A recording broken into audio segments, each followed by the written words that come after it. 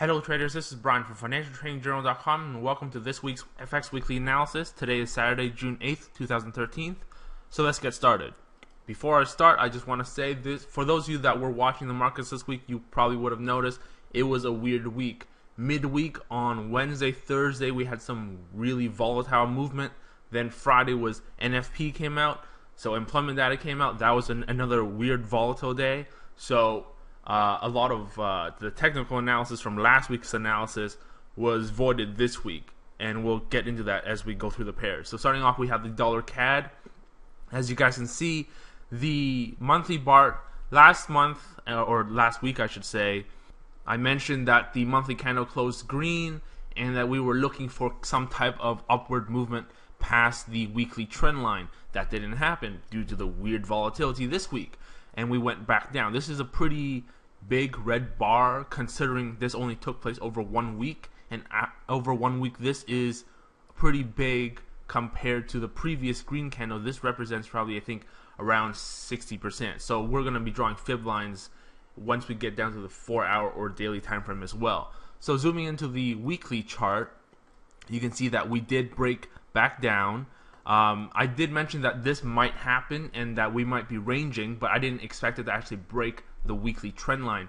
Although I did draw it on my chart analysis on the website. If you look through the charts, I think I drew an arrow that if it broke the weekly trend line, it would just go right back down. So that did happen. I was hoping for more of a range somewhere in between these two lines here. So that might have happened, but it didn't happen. It just broke back down into the old weekly symmetrical triangle there. Going to the daily chart, what I have drawn here is a bullish flag. As you can see, the flagpole there. Previously, we were in some type of a bullish flag, but that flag had a range over here, so we were hoping for a horizontal flag. This resembles more of a trending flag, which is where you have a flagpole. The flagpole is the same, but how the flag is formed is what dictates what type of trend it might give. A flat one wouldn't give that big of a bounce compared to something like this, because if you think about it, this type of flag shows more of a retrace. So a retrace is always stronger for a trend in the long term, because you go up, then you go down, retrace, and then you have a lightning shape or a stepwise trend line where you go up then down, up then down, up then down. And this is something I mentioned in my general trading series on behalf of Financial Trading School for pattern formations. So this is something that's required for a good trend.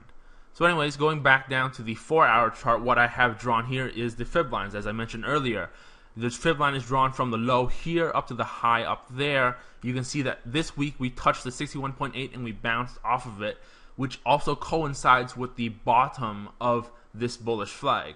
So for this bullish flag to work, it can't really break below this, the lower trend line of the flag. Otherwise that would be voided and we would just have a reversal down.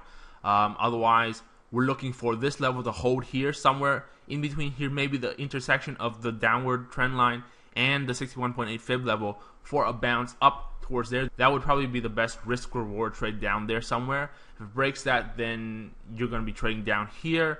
We're looking for a bounce in the lower weekly trend line coming up if it does break this area. Otherwise, the best trade for confirmation would be after it breaks the higher trend line of the flag somewhere up here. But that's actually not that great either, because we have a punctured area up here as well. So that this isn't a perfect flag, like I mentioned, because we were initially aiming for a horizontal flag, but now we have this downward sloping flag. So that's it for the dollar CAD. Moving on, we have the Aussie dollar.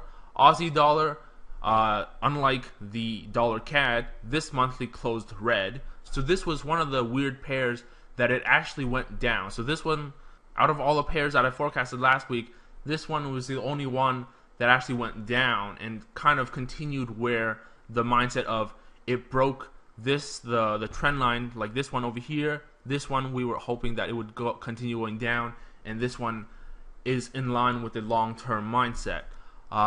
So that's it for the monthly chart, but you'll notice that we are in no man's land here. Last week I mentioned in between these two magenta lines is no man's land. So this is no trades. Not, it's about this is I think a 200 pip range. So you could be scalping it, but I wouldn't really risk it because it can go either direction in this range here. As soon as it breaks out of this, then that would be the determining factor. But this week, you'll notice that it did go down and go up as well, so it's kind of weird. This area, whole thing is weird. I'd be waiting for sell stops below the support down here and possibly sell orders up here like I mentioned last week.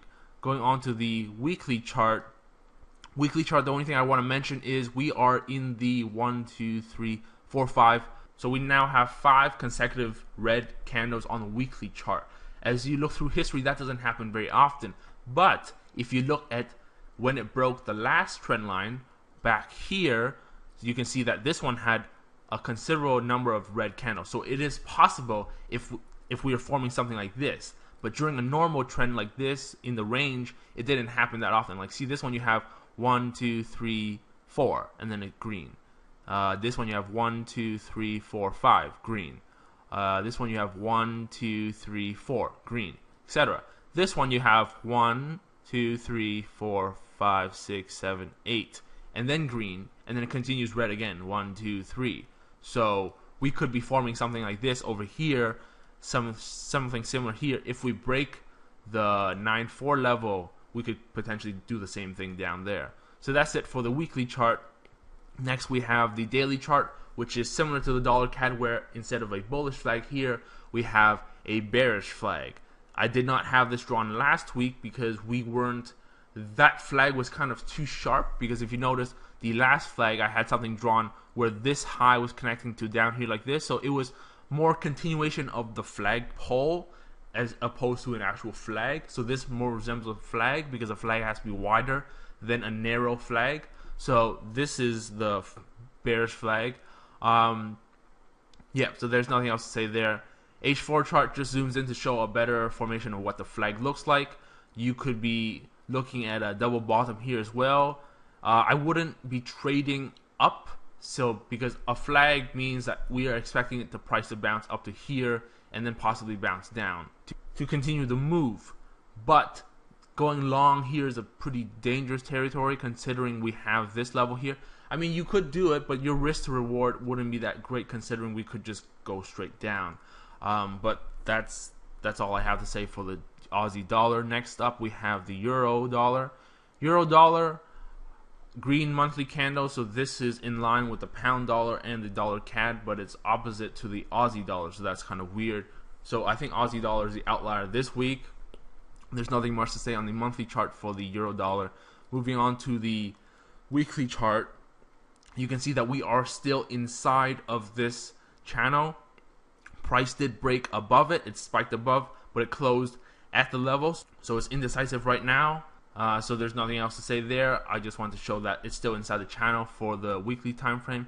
For a daily time frame, what I have drawn is a fib line showing that we do have a bounce area up here at the 1.3341 level. And I think I mentioned this in previous forecasts. The 1.3341 level is a pretty prominent level historically speaking.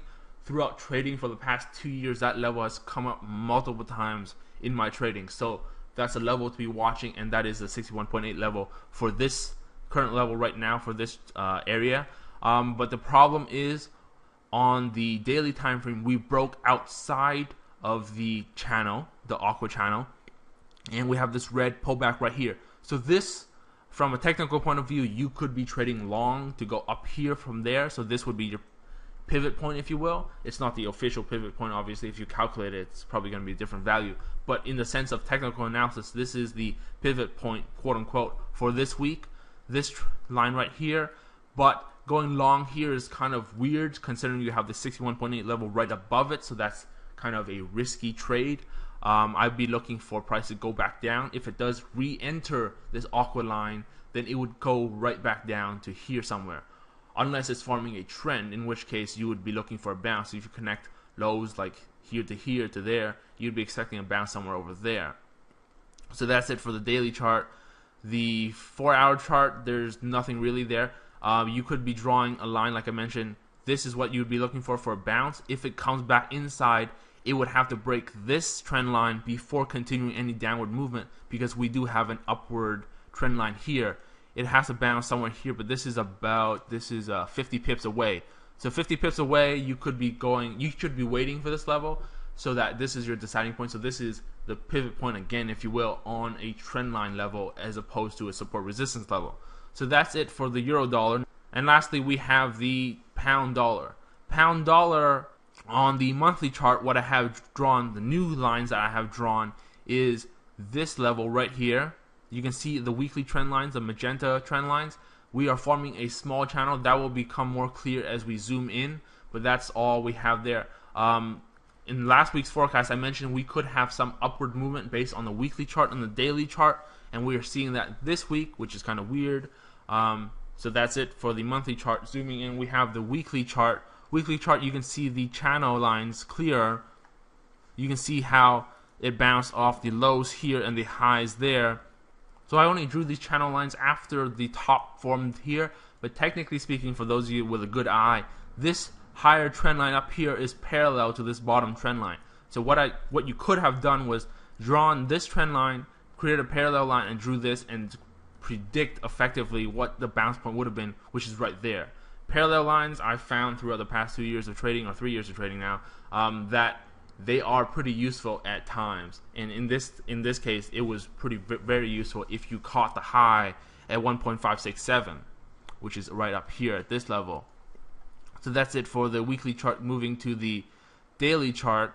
So the reason why I left this red line right here was because last week this was the level we were looking at for price to hold, and this is actually one of the trades I took this week that didn't work out. I was trying to short this level. About midweek, I realized that this was also a downward trend line, so this is a double confirmation level type trade, but that didn't work out obviously because it just went straight up, so my stop loss got executed within about 3 hours or something. So that trade didn't work out. So since this downward trend line is broken, this resistance was broken, you also notice the 1.56 level, that high that I thought would never be reached, actually was reached this week, and that level also broke. So we made new highs on a higher time frame with the higher lows and higher highs. It could be forming, this uptrend could be valid on a weekly time frame, and it could just continue up. But in the short term, we bounced off the higher trend line, which means it could potentially bounce back down. The only problem with this is we have this red line, which was previously resistance, as support coming up. This downward trend line, which was previously resistance, as support coming up as well. That's a problem. On the 4-hour chart, we also have an upward channel with these trend lines here, the red trend lines. In order to go back down, it has to break a lot of support. It has to break the red trend line, the red support line, and the aqua trend line as well. So it has to break these three for it to continue back down to the weekly trend line level. So that's the end of this week's FX Weekly Analysis. Hope you guys enjoyed it, and I will see you guys next week.